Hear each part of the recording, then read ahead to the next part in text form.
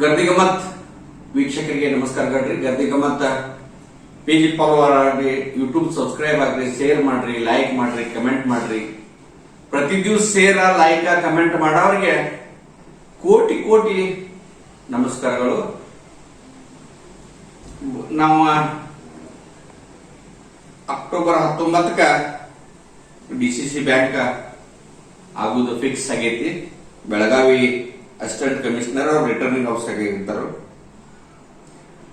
ಈ ಡಿಸಿಸಿ ಬ್ಯಾಂಕಿಗೆ ನಾವು ಎಪಿಸೋಡ್ ಮಾಡಿದಾಗ ವೋಟ್ ಯಾರು ಹಾಕ್ತಾರ ಅಂತ ಬಹಳ ಮಂದಿ ಕೇಳ್ತಿರ್ತಾರ. ಪಾಪ ಅವ್ರಿಗೆ ಈ ಕೋಆಪರೇಟಿವ್ ಸೆಕ್ಟರ್ ನಾಲೆಜ್ ಇರುವುದಿಲ್ಲ. ಈ ಪ್ರಾಥಮಿಕ ಸಹಕಾರಿ ಕೃಷಿ ಪತ್ತಿನ ಸಂಘ ಏನ ಎಷ್ಟು ರಿಜಿಸ್ಟ್ರೇಷನ್ ಇದ್ದದ್ದು ಡಿಸಿಸಿ ಬ್ಯಾಂಕ್ನಾಗ ರಿಜಿಸ್ಟ್ರೇಷನ್ ಆಗಿ ಸಾಲ ತಗೊಂಡಿರ್ಬೇಕು. ಅಲ್ಲಿ ಮೆಂಬರ್ ಆಗಿರ್ಬೇಕು ಡಿಸಿ ಬ್ಯಾಂಕಿಗೆ ಜಿಲ್ಲಾದಾಗಿನವ್ರ.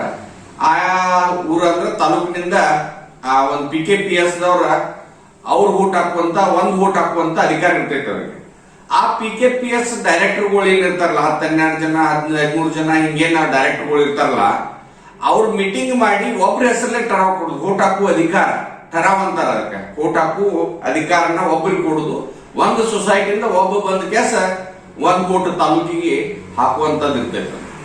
ಈ ಒಟ್ಟಾರೆ ಈ 19ನೇ ತಾರೀಕು ನಡೆಯುವಂತ ಒಂದು ಚುನಾವಣೆ ಯಾವ ರಂಗ ತಗೋತೈತಿ ಅಂತ ಯಾರಿಗೂ ಗೊತ್ತಾಗಲ್ಲ. ಯಾಕಂದ್ರ ಎಲ್ಲಾ ಪ್ರಭಾವಿಗಳು, ಎಲ್ಲ MLA ಇದ್ದವ್ರ, ಮಂತ್ರಿ ಇದ್ದವ್ರ, MP ಇದ್ದವ್ರ ಮುಂದ ಇವತ್ತು ಅದನ್ನ ಬಹಳ ಪ್ರತಿಷ್ಠೆಗೆ ತಗೊಂಡಾರ. ನಮ್ ಕಬ್ಜಾ ತಗೋಬೇಕು, ನಿಮ್ ಕಬ್ಜಾ ತಗೊಂಡಿರ್ಬೇಕಂತ. ಆದ್ರ ನಮ್ಮ ಒಂದ ಸಾಬ್ ವರದಿ ತಂದದ ಪ್ರಕಾರ ಯಾವ್ಯಾವ ಕ್ಷೇತ್ರದಾಗ ಯಾರು ಹಿಡ್ತೈತಿ, ಆಯಾ ಕ್ಷೇತ್ರದಾಗ ಯಾರ್ಯಾರು ಹಿಡ್ತೈತಿ, ಹಾಲಿ ಡೈರೆಕ್ಟರ್ಗಳ ಕೋಆಪರೇಟಿವ್ದಾಗ ಏನ್ ಇರ್ತೈತಿ ಅಂದ್ರ ಮುಂದಿನ ಸಲ ಆರಿಸಿ ಬರ್ಬೇಕಾದ್ರೆ ನಮ್ಮ ಕ್ಷೇತ್ರದಾಗ ಯಾವ ಸೊಸೈಟಿ ನಾವು ತಗೊಂಡ್ಬರ್ಬೇಕು, ಯಾವ ಸೊಸೈಟಿ ನಮಗೆ ವೋಟ್ ಹಾಕ್ತಾರೋ, ಇದೊಂದು ಅವ್ರಿಗೆ ತರ್ಕ ಇರ್ತೈತಿ. ಅಲ್ಲಿ ಹಾಲಿ ಇದ್ದ ಡೈರೆಕ್ಟರ್ಗಳಿಗೆ ತಮಗ್ ಬೇಕಾದಂತ ಸೊಸೈಟಿಗಳನ್ನ ಅಲ್ಲಿ ಒಂದ್ ಎಲಿಜಿಬಿಲಿಟಿ ತಗೊಂಡ್ಬರ್ತಾರ ಸೊಸೈಟಿಗಳು. ಹಂಗ ಈಗ ನಾವು ಅತನಿಂದ ಬರೋನು. ಅತನಿ ತಾಲೂಕದಾಗ 2 ಕ್ಷೇತ್ರ ಆಗಿದಾವ. ಈಗ ಅತನಿ ಕಾಗವಾಡ ಅಂದ್ರೆ ಮೊದಲು ಅವಿಭಜಿತ ಅತನಿ ತಾಲೂಕಿಗೆ ಲಕ್ಷ್ಮಣ್ ಸವದಿಯವರ ಸತತವಾಗಿ ಆರಿಸ್ಕೊತ ಬರತ್ತಾರ. ಇಲ್ಲಿ ಲಕ್ಷ್ಮಣ್ ಸವದಿಯವರ ಹೇಳಿದ್ದ ಲಕ್ಷ್ಮಣ್ ಸವದಿಯವರತ್ತು ಮತ್ತು ಕಾಗವಾಡ 2 ಕ್ಷೇತ್ರ ಕಣ್ ಮುಚ್ಚಿ ಲಕ್ಷ್ಮಣ್ ಸವದಿಯವರ ಏನ್ ಹೇಳ್ತಾರಲ್ಲ ಅವು ಫೈನಲ್ ಆಗ್ತಾವು. ಆ ನಂತರ ಚಿಕ್ಕೋಡಿ ನಿಪ್ಪಾಣಿ ಅವಿಭಜಿತ ಚಿಕ್ಕೋಡಿ ಜಿಲ್ಲೆಯೊಳಗೆ ಈಗ 2 ಚಿಕ್ಕೋಡಿಯಿಂದ ಜೊಲ್ಲೆಯವರು ಇದ್ರು. ಆಮ್ಯಾಗ ಈಗ ನಿಪ್ಪಾಣಿಗೆ ಅಲ್ಲಿ ಗಣೇಶ್ ಹುಕ್ಕೇರಿ ಜೊಲ್ಲೆ ಅವರು ನಿಪ್ಪಾಣಿಯಿಂದ ಕುಣ್ತಾರು, ಗಣೇಶ್ ಹುಕ್ಕೇರಿ ಅವರ ಚಿಕ್ಕೋಡಿಯಿಂದ ಕುಣ್ತಾರಂತ ಸುದ್ದಿ ಐತಿ.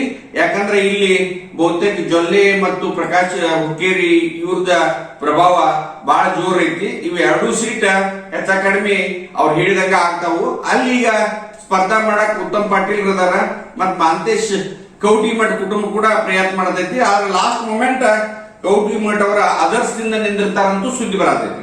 ಅದೇನಾಗ್ತೈತಿ ಇಲ್ಲಿ ಒಟ್ಟಾರೆ ವಾಸ್ತವ ಸ್ಥಿತಿ ಹೇಳತ್ತವ ನಿಮ್ಗೆ. ಯಾಕಂದ್ರ ಈ ಒಂದು ಕ್ಷೇತ್ರದಾಗ ಎಲ್ಲಾ ಪ್ರಭಾವಿಗಳು ಅದಾರ. ಆಮೇಲೆ ನಾವು ಹುಕ್ಕೇರಿಗೆ ಬಂದ ನೋಡಿದ್ರ ಇಲ್ಲಿ ರಮೇಶ್ ಕತ್ತಿ ಅವ್ರನ್ನ ಯಾರು ಸುಲ್ಸಕ್ ಆಗುದಿಲ್ಲ. ಹುಕ್ಕೇರಿ ಒಳಗೆ ರಮೇಶ್ ಕತ್ತಿ ಅವರ ಇಲ್ಲಿ ಹುಕ್ಕೇರಿ ಕ್ಷೇತ್ರ ಅವ್ರ ಕಬ್ಜಾನ ಉಳಿತೈತಿ. ಇನ್ನು ಬೆಳಗಾವದಾಗ ನೀವು ಬಂದ್ರಂದ್ರ ಇಲ್ಲಿ ರಾಜೇಂದ್ರ ಅಂಕಲ್ಗಿ ಹಾಲಿ ನಿರ್ದೇಶಕರದಾರ. ಇಲ್ಲಿ ಸತೀಶ್ ಜಾರಕಿಹೊಳಿ ಅವರ ಕೋರ್ಟ್ಗಳು ಅದಾವ. ಅಂದ್ರೆ ಇವ್ರಿಬ್ರು ಏನ್ ಹೇಳ್ತಾರ ಅದ ಫೈನಲ್ ಆಗ್ತೈತಿ ಇಲ್ಲಿ ಬೆಳಗಾವದಾಗ. ಇನ್ನು ನೀವು ಖಾನಾಪುರಕ್ಕೆ ಬಂದ್ರಿ ಅಂದ್ರ ಇಲ್ಲಿ ಮಾಜಿ MLA ಅರವಿಂದ್ ಪಾಟೀಲ್ರ, ಮಾಜಿ MLA ಅಂಜಲಿ ನಿಂಬಾಳ್ಕರ, ಹಾಲಿ MLC ಚಂದ್ರರಾಜ್ ಹಟ್ಟಿಹೊಳಿ, ಹಾಲಿ MLA ವಿಠಲ್ ಹಲ್ಗೇಕರ, 4 ಮಂದಿ ಇಲ್ಲಿ ಸ್ಪರ್ಧಾ ಐತಿ. ಬಹಳ ತುರುಸಿನಿಂದ ಇಲೆಕ್ಷನ್ ಆಗೋದಿದೆ ಏನಾದ್ರೂ. ಯಾಕಂದ್ರ ಇಲ್ಲಿ ಎಲ್ಲಾ ಸೊಸೈಟಿ ಏನ ಎಲಿಜಿಬಿಲಿಟಿ ಬಂದಂತ ಸೊಸೈಟಿ ಎಲ್ಲಾ ಸಂಘ ನಿರ್ದೇಶಕರ ಅಧ್ಯಕ್ಷರ 4 ಮಂದಿ ಪ್ರಾಮಿಸ್ ಮಾಡತ್ತಾರ ಇಲ್ಲಿ ನಿಮ್ಗ ಹಾಕ್ತೇವ್. ಅದ ಕಡಿ ಮೂಮೆಂಟ್ ದಾಗ ಯಾವ ಇದ್ರ ಮ್ಯಾಗ ಯಾರಿಗೆ ಹಾಕ್ತಾರ ಅನ್ನೋದ ಅದ ಚುನಾವಣೆ ದಿವಸನ ಗೊತ್ತಾಗ್ತದೆ. ಆನಂತರ ನೀವು ಬೈಲೊಂಗಲ್ ಬಂದ್ರಂದ್ರ ಇಲ್ಲಿ ದೊಡ್ಡಗೌಡ್ರ ಹಾಲಿ ನಿರ್ದೇಶಕರದಾರ. ಇಲ್ಲಿ 2 ಕ್ಷೇತ್ರ ಇದಾವೆ, ಕಿತ್ತೂರು ಮತ್ತು ಬೈಲೊಂಗಲ್.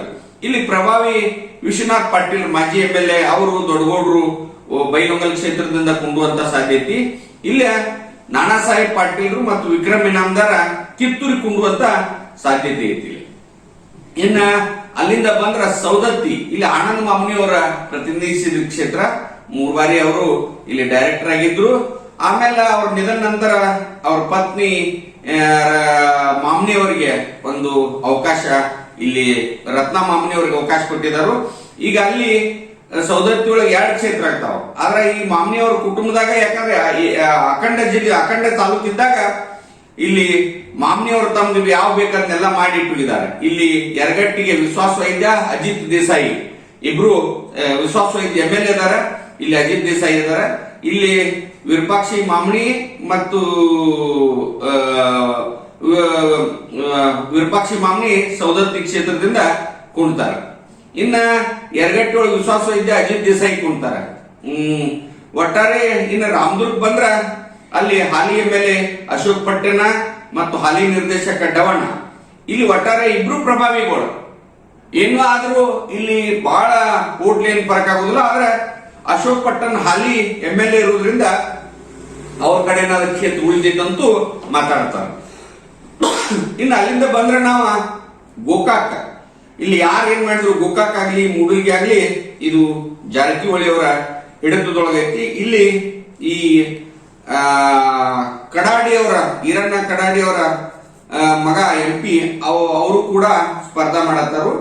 ಕಡಾಡಿಯವರ ಮಗ ಇಲ್ಲಿ ಯಾವ ರೀತಿ ಪೈಪೋಟಿ ಕೊಡ್ತಾರೋ ನೋಡ್ಬೇಕು. ಯಾಕಂದ್ರ ಯಾವ್ಯಾವ್ದು ಪ್ರಿನ್ ಕಾರ್ಡ್ ಓಡಾಡ್ಸತ್ತಾರ ಈಗ ನಮ್ ಜಿಲ್ಲಾ ಲೀಡರ್ಗಳು, ಅದೇನು ವರ್ಕೌಟ್ ಆಗ್ತೈತಿ ನೋಡ್ಬೇಕು. ಇನ್ನ ನೀವ ರಾಯಬಾಗ್ ಬಂದ್ರೆ ಈಗ ಹಾಲಿ ಅಧ್ಯಕ್ಷ ಅಪ್ಪ ಸಾಹೇಬ್ ಕುಲ್ಗೋಡಿ ಅದಾರು.